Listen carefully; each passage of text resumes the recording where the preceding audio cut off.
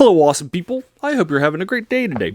Today I'm taking a look at the next short story in this collection, Tales of the Tattooed. It's called The Tattooer. It was published in 1910 by a famous Japanese writer, and this is his first short story that he had written, and I'm sure I'm going to slaughter his name, but I'll try. Jun'ichirō Tanizaki. So that's the guy who wrote this. 1910. It's about 10 pages long. It took me last night about 15 minutes. I devoured it very, very fast. And so forth. And this is a famous guy. He was definitely somebody who pushed the boundaries of stuff during his day. And he was regularly banned. For example, he was banned in World War II and wasn't able to publish or write anything during that era. So forth.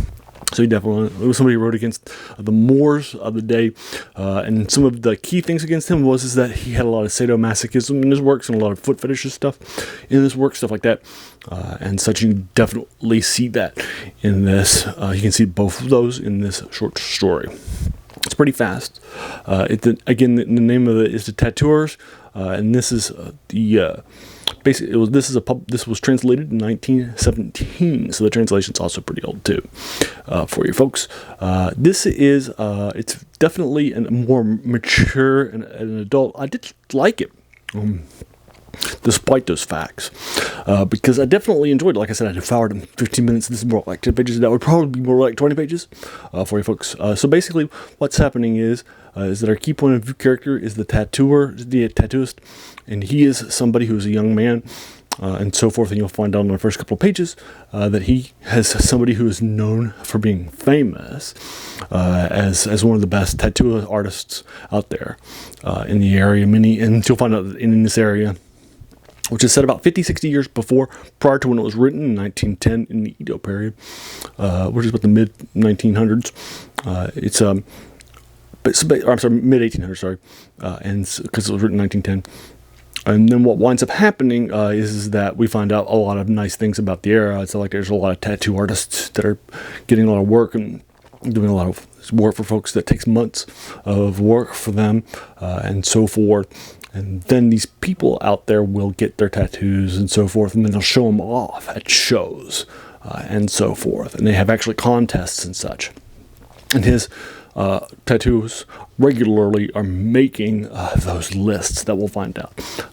This young male artist and so forth. So about 2 pages in, that's the basic setup and so forth, and then what winds up happening and such is kind of fun, interesting, dark. I think the last paragraph or page takes this from a historical, which is historical at the time. Remember, it's written in 1910, and it's published, and it's set in mid-1800s.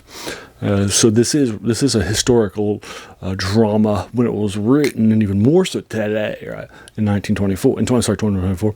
And then what winds up happening is I think on the last page, it definitely sort of swaps over to a fantasy or a horror style thing too, which are both covered. You can choose which one or not. You might choose something else. You might choose it's different and say it's not one of those two. And then also science fiction is also covered too. So I think it's fun.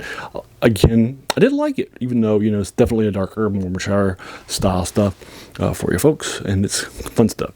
So I'm probably going to be giving this like a 7 out of 10 for you folks.